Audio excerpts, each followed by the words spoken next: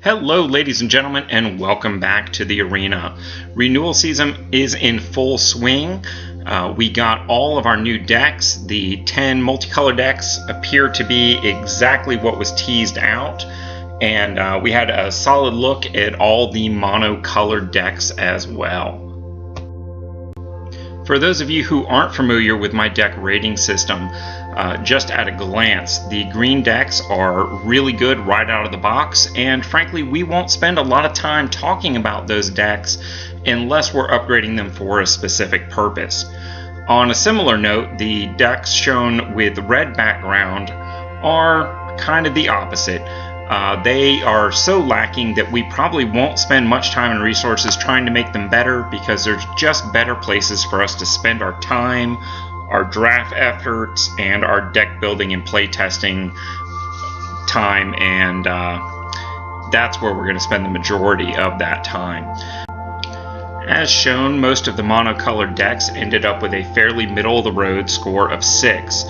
The exceptions being the mono green and mono white decks that received a score of 7 right out of the box, either because of really good rares or a very easily upgradable color focused design path. Those we will be exploring. The other mono deck of interest is Mono-Red. Because it's so easy for new players to upgrade. It's always a point of interest, and frankly it's almost always competitive. So without further ado, let's jump into Mono-Red. Shown here in the top position is the beginning Goblins Everywhere Mono-Red deck. And really it's not bad right out of the box. You could probably win some matches probably in the 35-40% range with this deck as it is. There's a couple of really good cards here, like the Bombardment, that allow us to build around. And by cutting out some of the top end dragons that are really win more cards for this deck, and replacing them with more focused rares, we can end up with something like the bottom deck shown, which I have dubbed RD Free to Play, or Red Deck Free to Play, a spoof on the old standard red deck wins. What you see here is a much more low to the ground, small creature swarm deck. We bring in something like the Giant here that gives us a dual card of both direct damage and a substantial body should we need it. And the addition of Embercleave allows us to make virtually any card that we play a threat. Every card in here is either direct damage or a creature which will trigger the bombardment effect. And frankly, it's really good wins. I had something like an 80% win ratio on this when testing the deck, and there's not a lot that people can do about it, because really you're winning on turn 4 or turn 5. Very solid, and what you see here requires 0 wild cards of any sort. It's built 100% off of your existing collection.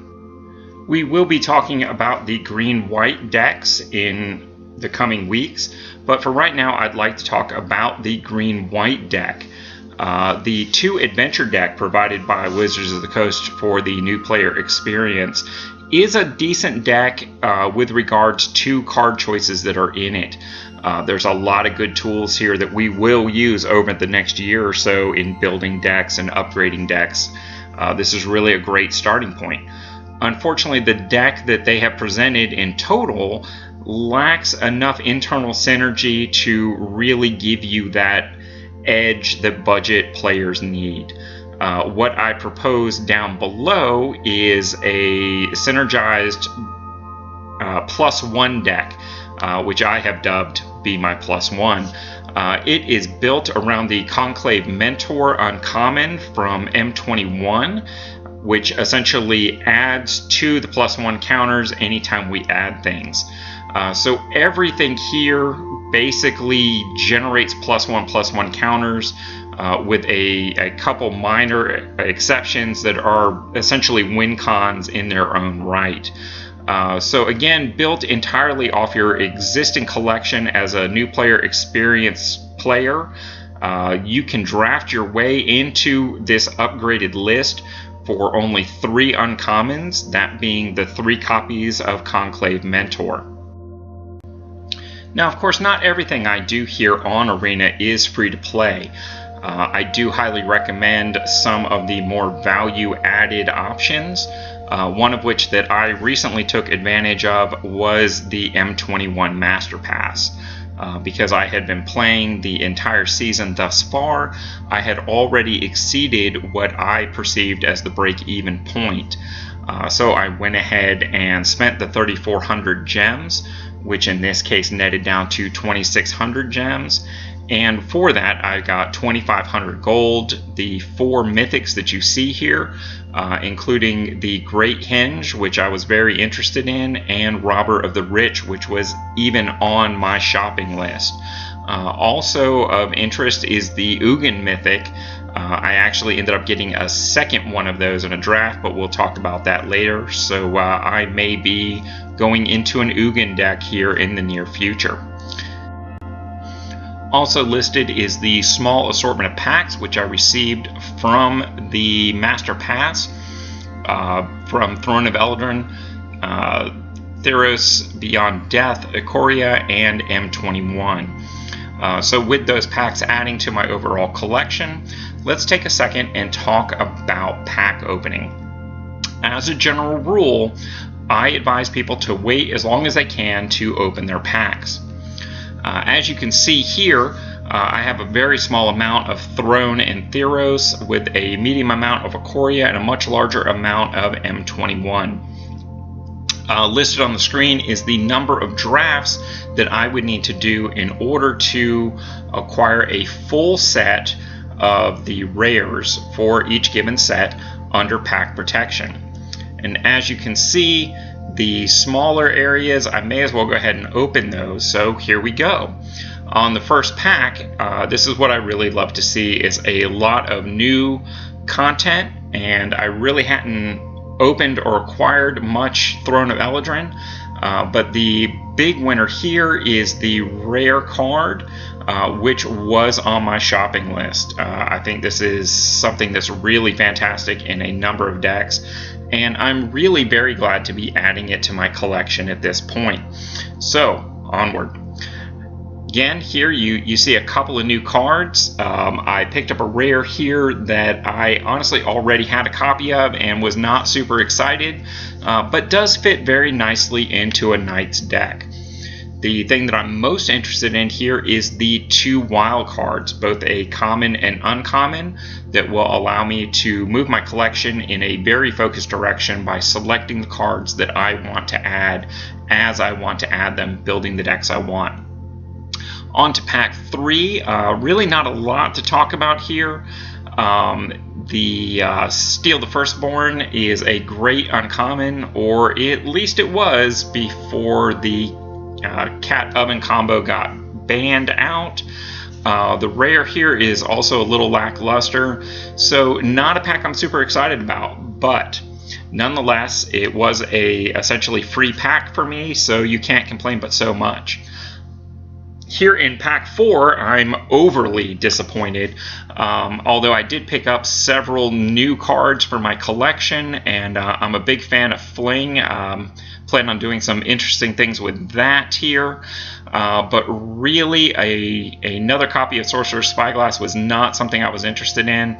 I think this is number 7 in my collection. Please, Wizards, do something about repetitive rares. But moving on to our first pack of the Theros, I'm really excited about this rare. I actually had it on my shopping list for a super budget mill combo deck for Historic. Looking forward to using that with some treasure maps and really frustrating out my opponents on turn 3 or turn 4. And of course, all those new card symbols just make a budget player smile. But without further ado, here's pack 2 of Throne, or excuse me, Theros Beyond Death. Again, here some wonderful new card logos, a rare that I'm not super excited about, but I'm sure I will find some way to use that over the years. And of course, an additional uncommon and common wild card are always fantastic for a budget player because they let us grow our budget collection and our budget decks how and when we want to. Another pack here, lots of new symbols. Again, a rare that really wasn't on my radar, but it is a legendary creature. And with Brawl being such an exciting and accessible format for budget players, I'm sure it is a card we will end up using. The uncommons here aren't anything that I'm super excited about, but you take what you can get and you move on. And move on we shall. Best part here, again, is the common and uncommon wild cards here. The rare is a little lackluster, and really the new cards here are not anything I was looking to add to a deck in the near future. But again, you take what you can get and you move on. A pack opening is kind of a rare thing for me because I hold the majority of my packs until season rotation, which is just another couple weeks away. But here in our next pack, I ended up with a second copy of a rare that I really didn't care about the first one. But the two brand new uncommons are pretty nice, and the common wild card is a wonderful addition. I look forward to using that probably in Historic. That's where I tend to use most of my wild cards, and putting that towards a very focused and proven deck design. Standard tends to turn around much faster and you get a little less use of your cards. Here in one of our final packs, a great uncommon that if you're looking to play mono black is really going to be wonderful, as well as what has become kind of the blue-white finisher of choice among budget decks. So really a lot for us to work here with over the coming year. And now let's move on to our final pack of the day. We ended up with a rare we did not have, but again, not something that was on my radar. One uncommon repetitive and one uncommon that was new to us, and a couple brand new commons. So as you can see, our entire collection is really filling out nicely here just from these few pack openings. And we will now start to talk about what to do with some. As you can see, I ended up with 4 commons, 4 uncommons, and 1 mythic wild card from just that small pack opening that we did. Shows you just how powerful it can be. What you see on the screen there is a spreadsheet that I use to track all of my decks in process, as well as what I need to complete them. I'm going to use the 4 wild cards to finish out my Wizards deck, and with that I am going to finish or upgrade all the other decks that you see in blue. So 6 decks in total. The common and mythic wild card I am going to save for the time being until I feel inspired to use that for something I really want. That's the beautiful thing about these wild cards, is we get to use them when we feel that we have a good value for it, not necessarily just when you earn it. So with renewal season in full swing, I am going to continue drafting M21 for the time being and playing Jumpstart, letting my collection grow, watch my wildcards stack up, and be in the best position that I can be when the rotation happens on September 17th.